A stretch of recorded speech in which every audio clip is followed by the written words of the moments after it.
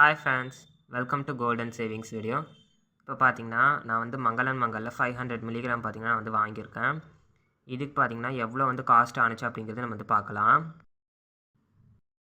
பார்த்தீங்கன்னா 0.515 மில்லிகிராம்ஸ் இருக்குது. வேஸ்டேஜ் பார்த்தீங்கன்னா 5 மில்லிகிராம்ஸ் வந்து போட்டிருந்தாங்க.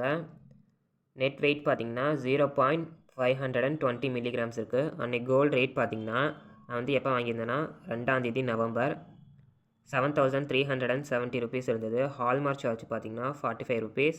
டோட்டலாக பார்த்தீங்கன்னா 3,877. டிஸ்கவுண்ட் பார்த்தீங்கன்னா எனக்கு வந்து 34 ருபீஸ் வந்து டிஸ்கவுண்ட் பண்ணியிருந்தாங்க.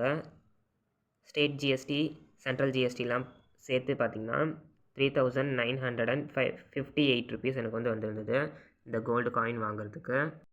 நான் பார்த்தீங்கன்னா மந்த்லி ஒரு கோல்டு காயின் சேவிங்ஸ் பண்ணலான்னு இருக்கிறேன். ஜிஎஸ்டி வேஸ்டேஜ் எல்லாம் பார்த்தா நம்மளால தங்கமே வாங்க முடியாது. அதனால் பார்த்தீங்கன்னா மந்த்லி